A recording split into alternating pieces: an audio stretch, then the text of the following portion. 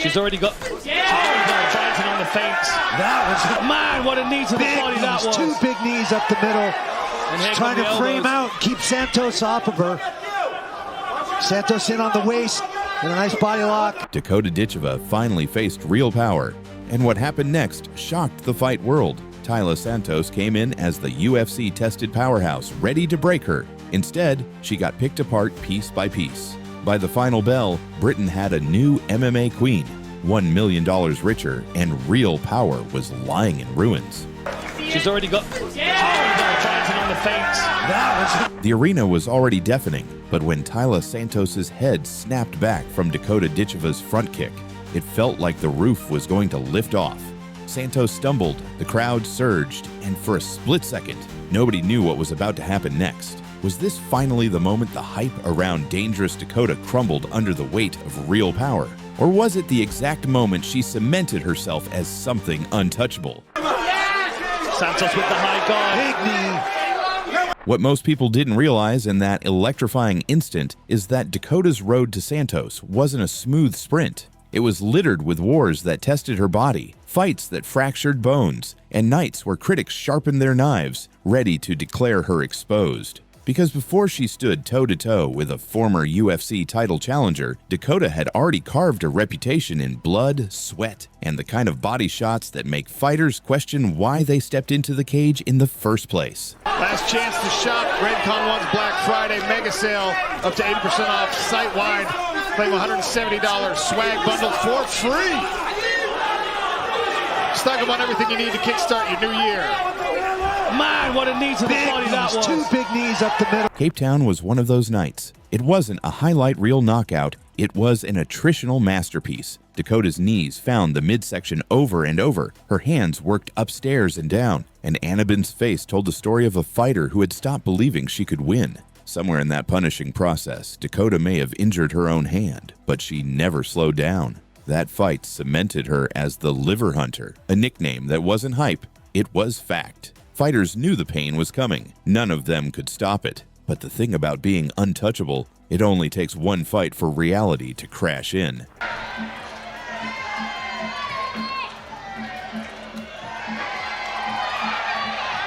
It's definitely a fight everyone's been looking forward to, that's for sure. Amy Perry wasn't just another name on the schedule. She was the WBC Muay Thai International Flyweight Champion, riding a 9-fight win streak, built like a Scottish freight train, and with the kind of raw physical strength that could drag a fight into her world. And for the first 3 rounds, that's exactly what she did. Perry dumped Dakota to the canvas again and again, bullied her in the clinch, and muscled her around in ways nobody had seen before. Dakota wasn't dictating anymore, she was surviving. Each time she tried to set her feet, Perry was there, shoving her into the fence, making her carry the weight, suffocating her rhythm. Then came round 4, and something shifted. Dakota, battered and behind on the scorecards, started firing big right hands, catching Perry clean. The crowd felt it. The tide was turning. It wasn't enough to flip the result, but it was enough to remind everyone why Dakota had been feared in the first place. And the judges have reached a majority decision in favor of your winner. In the red corner, Amy It's a great performance. It was so close.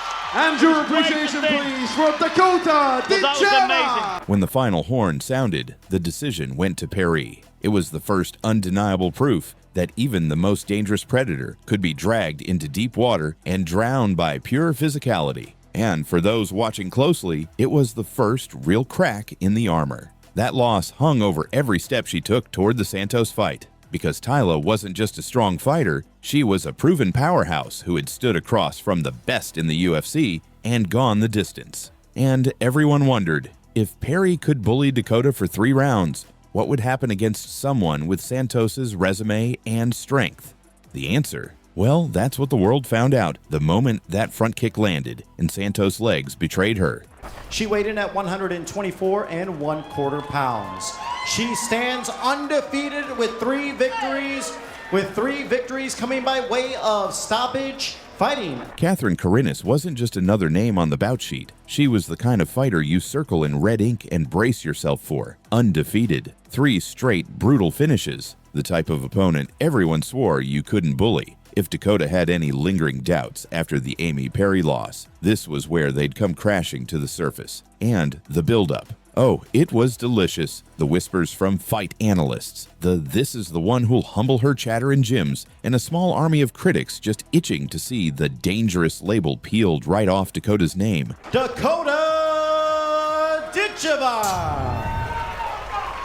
But the Dakota who stepped into that cage wasn't the same one who got tossed around in Scotland. No, this was a recalibrated predator. All controlled aggression, sharp distance management, and surgical counters. No wasted movement, no reckless charges, just coiled precision, like a snake that already knew when and where the strike would land. Now Orthodox will see her switch back and forth throughout this fight.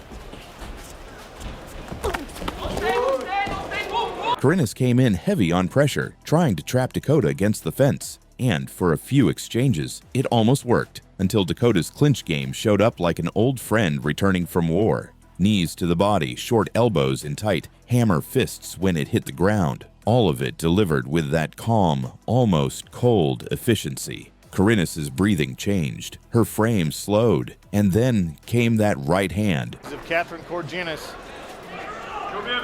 Nice long levers on Ditcheva. She uses them great. That teep is awesome to keep like a jab. And even on the ground, she stays postured and uses those long arms and long legs to her advantage. Jaw breaking, cage rattling, the kind of shot you can hear in the cheap seats. Karinas hit the canvas, eyes wide but lights out. The crowd didn't just cheer, they roared like they'd witnessed something primal. And in that frozen moment, Dakota stood over her like a living headline. Message sent. Doubts erased. Towards that underhook and find a way to trade places. Korginis now. Korginis doing a great job of staying, keeping her back against the fence. Big shot and a right hand.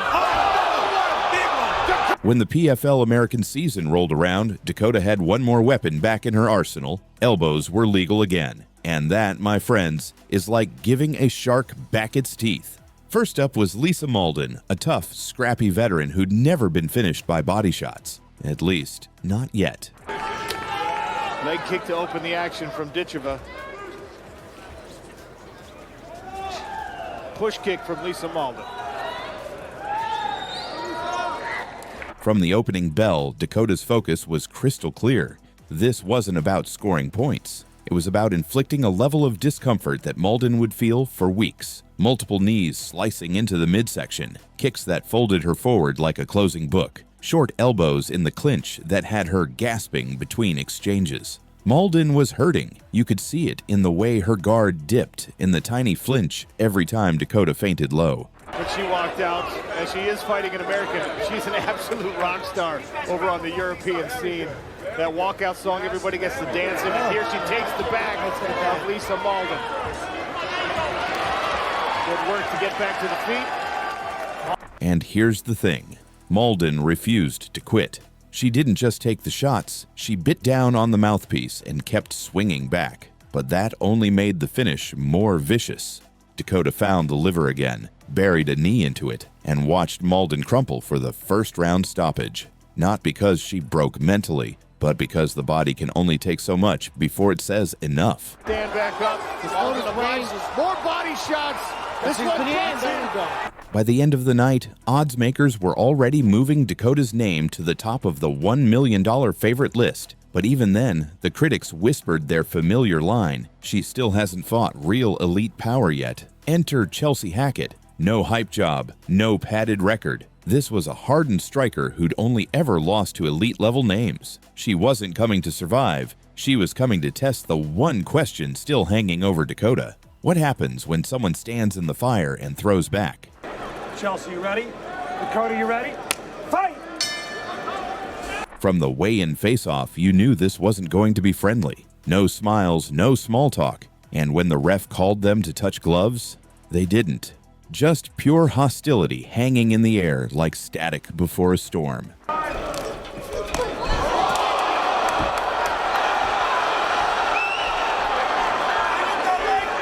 Then the bell rang, And whatever tension there was, Dakota sliced through it in seconds. A crisp right hand landed flush and dropped Hackett instantly. No time to breathe, no time to reset. Dakota pounced, and what followed could only be described as a Gordon Ramsay liver recipe in real time. Precise, repeated shots to the body that stripped Hackett's will to continue.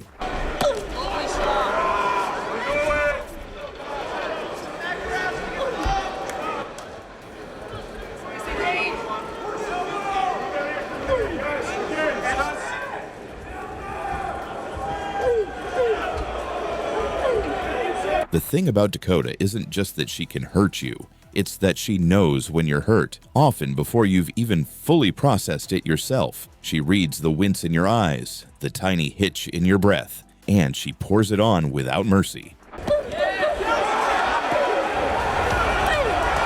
Hackett didn't crumble because of one shot, she crumbled because Dakota turned her midsection into a bullseye and hit it over and over until her body shut down. They halted the action at 3 minutes and 22 seconds of round number 1, declaring your winner via TKO and clinching their place in the playoffs, Dakota Ditcheva! And with that, the whispers about her never facing real power started to fade. Maybe she hadn't faced the most dangerous puncher in the division yet, but she'd proven something more unsettling. Against Dakota Ditcheva, you are the one who breaks first. All right, let's set the scene. And trust me, this stretch of Dakota Ditcheva's story isn't just about winning fights. It's about turning doubters into believers, believers into superfans, and opponents into, well, medical patients. Beautiful knee from the plum.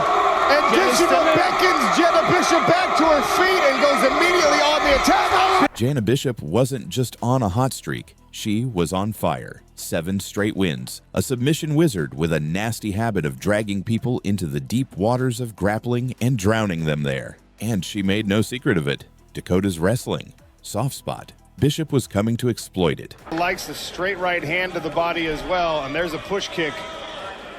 We mentioned the body so much with Dakota Ditcheva because that is her favorite target. So the fight starts, and instantly we're in a chess match with punches. Bishop tries to drag Dakota down, but here's the twist. Dakota nearly locks in a triangle choke herself. Imagine calling someone bad at swimming, then they almost dunk you in your own pool. We had Dakota in the parlay, and also we threw a little sprinkle on by TKO or KO. I will tell you, the confidence that she's going to have now getting up is going to be unbelievable. When the submission didn't come, Dakota did what Dakota does best. Switched gears. Suddenly it was knees. Knees to the body. You could practically hear Bishop's ribs filing a workplace complaint. And then, the ending. No chin shot, no dramatic spinning head kick, just a clean, laser-guided right hand to the forehead. Lights out. Bishop shut down like someone yanked her power cord. Dakota makes her stand up, wades her way in, a teep, and then a straight right hand that puts... Somewhere in the crowd, Taila Santos, UFC veteran physical powerhouse, was watching. And the stage was set. The whispers started. If anyone can break Dakota, it's her. Accomplished as a professional, she brings 22 wins, 3 defeats, with 13 of her 14 total finishes occurring in round number 1. She fights out of Florianopolis, Brazil, presenting Taila Santos. Santos wasn't just a good fighter, she was a walking MMA resume. 22 wins, former UFC title challenger, and more experience fighting elite competition than Dakota had in her entire career. And she had this reputation. If she gets her hands on you, you're done. And she's excellent with that technique. This is a very important moment for Taila Santos because that right hand hurt her. She was blinking. Now has an opportunity with these double underhooks to get Dakota Ditcheva to the ground. So what happens? Round 1, Dakota grabs her in the clinch and outmuscles her. Yes, the supposed physically weaker fighter bullies the UFC veteran. And then, a front kick to the face.